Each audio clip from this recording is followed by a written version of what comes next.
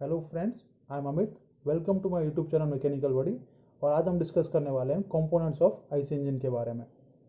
Last video में मैंने आपको बताया था कि आईसी इंजन क्या होता है, इसका क्लासिफिकेशन किस तरीके से हम करते हैं। तो आज हम डिस्कस करेंगे इसके कंपोनेंट्स के बारे में और ये किस तरीके से वर्क करता है इंजन। तो ये देखिए, आपका एक होता है सिलेंडर। अब इस सिलेंडर की हाउसिंग जो है वो हम एल्यूमिनियम एलॉय से भी बनाते हैं, अगर हमें लाइट इन वेट चाहिए हो, या फिर स्टील एलॉय से बनाते हैं। लेकिन ये ऑर्डिनरी इंजन्स होते हैं हमारे, उसमें कास्ट आयरन से भी बनी होती है। इस सिलेंडर हाउसिंग के अंदर हमारी पिस्टन रेसिप्रोकेट करती है। ये जो पिस्टन है वो स्टील एलॉय से बनी होती है। अब इस पिस्टन के ऊपर यहाँ ग्रुप्स कटे होते हैं, उसमें दो रिंग्स होती है, एक होती है ऊपर की तरफ और एक होती है नीचे की तरफ। अब ये ऊपर वाली रिंग क्या काम करती है, जो ब्लू कलर से है, वो हमारी गैसेस को नीचे मिक्स होने से बचाती है। और आपकी येलो जो रिंग्स है वो क्या करेगी, आपके जो सिलेंडर के अंदर ऑयल दिया है यहाँ फ्रिक्शन को रिड्यूस करने के लिए, उसे मिक्स होने से बचाती है। दोनों रिंग्स क्या करती है, आपके दो दो दो फ्यूल है आपका, एक तो एयर और फ्यूल का मिक्सचर है, और जो गैसेस में कन्वर्ट होगा बाद में आपका फ्लेम प्रोड्यूस होगा, उसे यहाँ नीचे मिक्स होने से बचाएगी ऑयल के साथ। और नीचे वाली रिंग क्या करेगी, आपके जो सिलेंडर के अंदर ऑयल दिया है यहाँ फ्रिक्शन रिड्यूस करने के लिए सिलेंडर वॉल्स के बीच में, उस फ्यूल ऑयल को ऊपर मिक्स होने से बचाती है। फिर हम बात करते हैं इसके बॉडी के बारे में। यहाँ पे आपका एक इनलेट वाल्व होता है, एक होता है एग्जॉस्ट वाल्व, और उस दोनों के बीच में होता है एक स्पार्क प्लग। अब आपकी ये जो असेंबली है इनलेट वाल्व की, एग्जॉस्ट वाल्व की, स्पार्क प्लग की, ये होती है आपके सिलेंडर हेड के अंदर। अब आपका सिलेंडर हेड जब हम इससे कनेक्ट करेंगे, मान लीजिए ये आपका है सिलेंडर हेड और ये है आपका सिलेंडर। अब इसके बीच में जो गैप होता है, ये जो गैप बता रहा हूँ, इसे हम जब कनेक्ट करेंगे तो इसके बीच में हम एक गैस किट रखते हैं। अब उस गैस किट को, ये जो मैंने आपको दिखाई है यहाँ पर्पल कलर से, इसे हम गैस किट बोलते हैं। अब उस गैस किट को हम क्यों रखते हैं, क्योंकि तब हम इसको असेंबल करें तो एकदम एयर टाइट हो जाना चाहिए, यहाँ से कोई लीकेज नहीं होनी चाहिए। अब ये जो गैस किट है वो कॉपर से भी बनी हो सकती है या एस्बेस्टोस से भी बनी हो सकती है, डिपेंड करता है आपकी रिक्वायरमेंट के हिसाब से।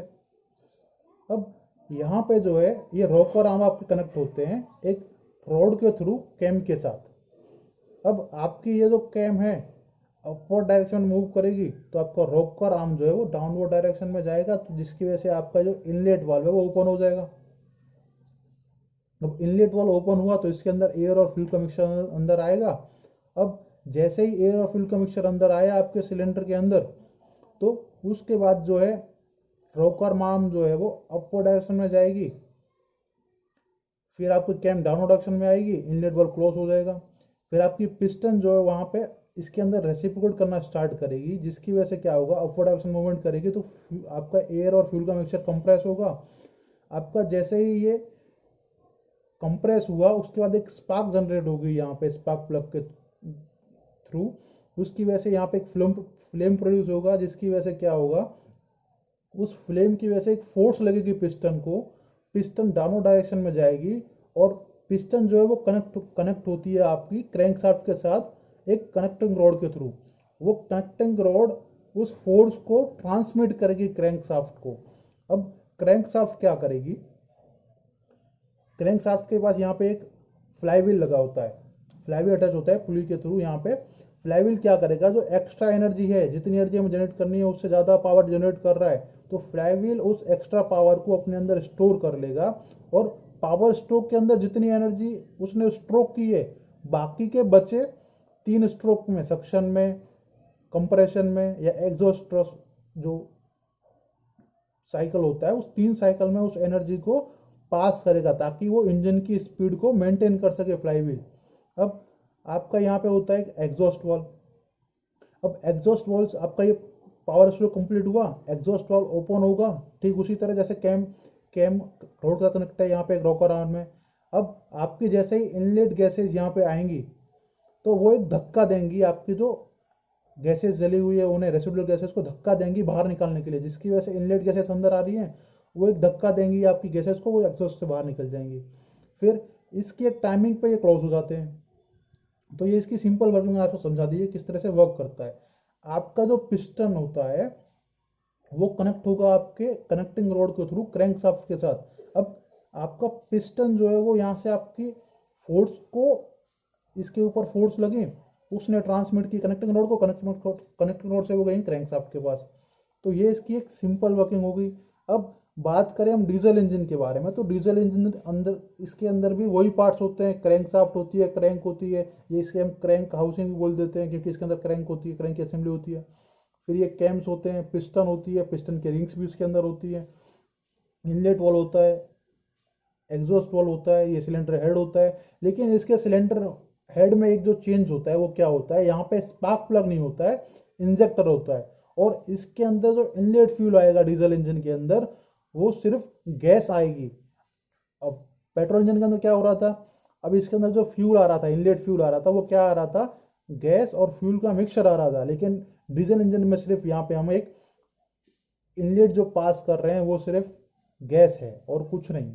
अब इंजेक्टर क्या करेगा, जैसे ही वो गैस कंप्रेस होगी उस टाइम पे इंजेक्टर के through fuel particles liquid form में आएंगे, फ्यूल पार्टिकल्स लिक्विड फॉर्म में आते हैं। तो ये जो मेन डिफरेंस है पेट्रोल इंजन के अंदर और डीजल इंजन के अंदर, पेट्रोल इंजन में जब सिलेंडर के अंदर इनटेक लेते हैं तो वो फ्यूल और एयर का मिक्सचर होता है, लेकिन डीजल इंजन के अंदर सिर्फ हम गैस लेते हैं। अब आपके अंदर एक क्यूरियोसिटी जनरेट हो रही होगी कि ये बनाया किसने डीजल इंजन। तो डीजल इंजन को बनाने के पीछे कारण यही था कि एक ऐसा इंजन बनाया जाए जिसकी एफिशिएंसी बहुत ज़्यादा हो। पेट्रोल इंजन बन गया। अब रुडोल्फ डीजल ने क्या सोचा, लेकिन उसको संतुष्टि हुई नहीं कि पेट्रोल इंजन तो बन गया ठीक है, पर एक ऐसा इंजन मैं बनाऊं जिसकी इफिशियंसी बहुत ज़्यादा हो।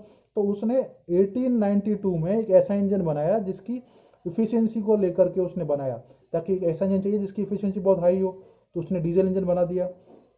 पर कुछ लोगों ने ये किया कि इस डीजल इंजन को बनाने की जरूरत ही क्या थी, पेट्रोल इंजन के अंदर ही आप डीजल डाल देते।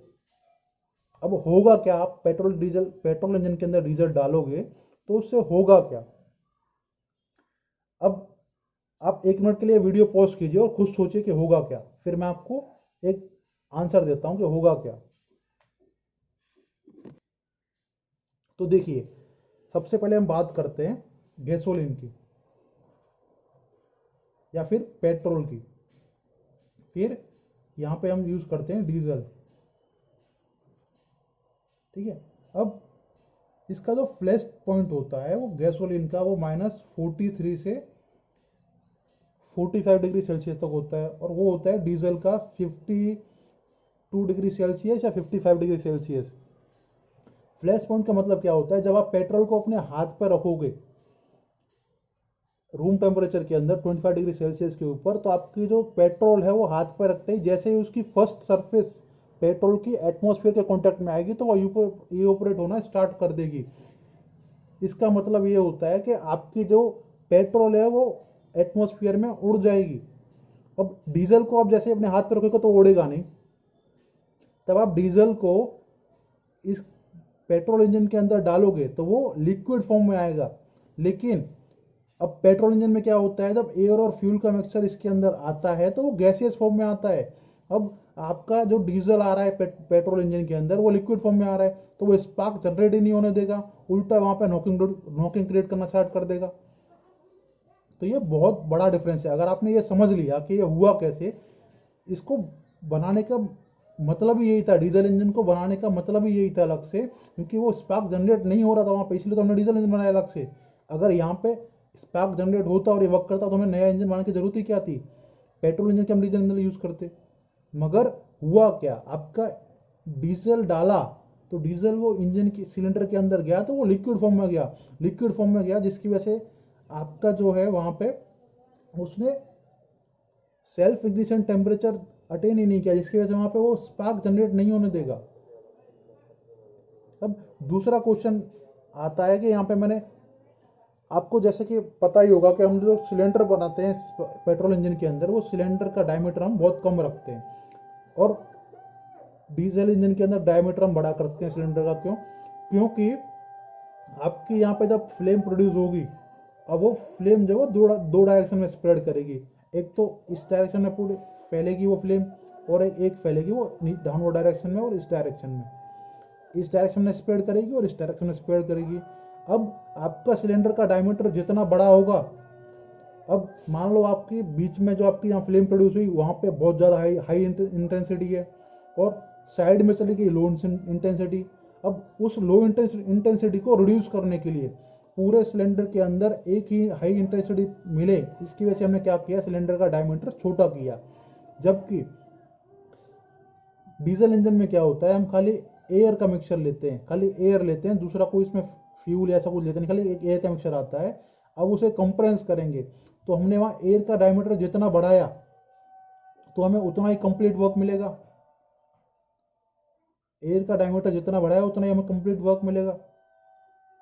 अब स्पार्क इंजन की भी हम बात करें तो इसके अंदर हम रिच मिक्सचर यूज करते हैं।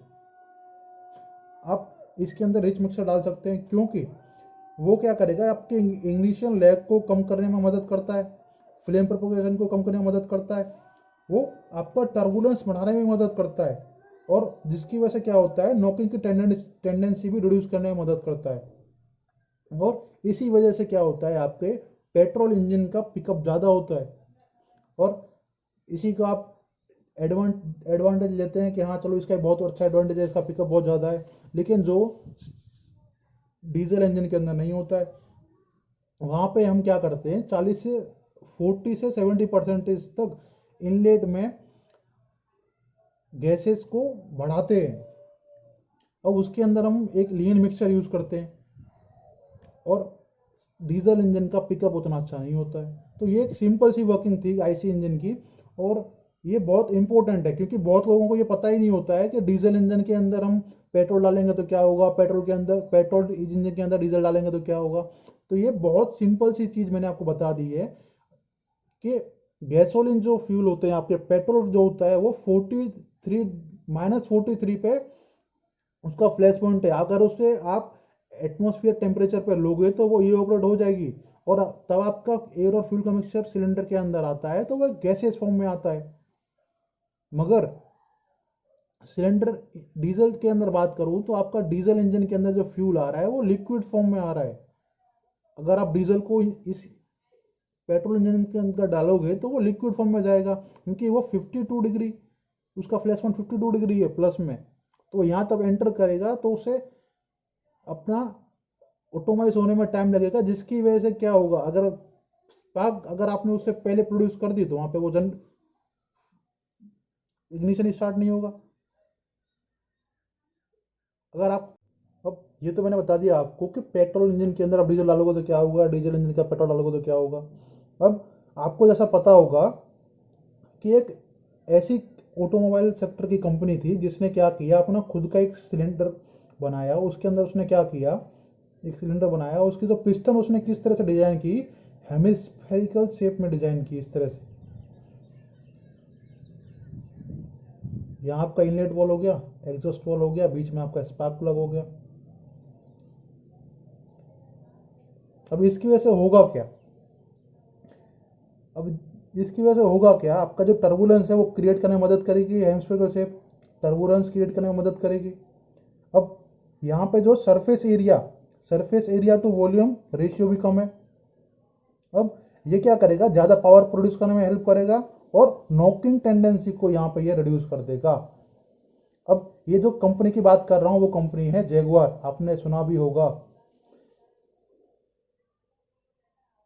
तो ये एक सिंपल सी वर्किंग थी, आप अगर ये कर सकते हो, आपने क्या, इसी नेक्स्ट टॉपिक में वीडियो जो लेके आ रहा हूँ वो वीडियो है नॉकिंग के बारे में, डिटोनेशन के बारे में, वो कैसे रिड्यूस कर सकते हैं, किस कारण से वो बनती है, नॉकिंग क्यों प्रोड्यूस होती है, वाइब्रेशन गाड़ी में क्यों प्रोड्यूस होते हैं।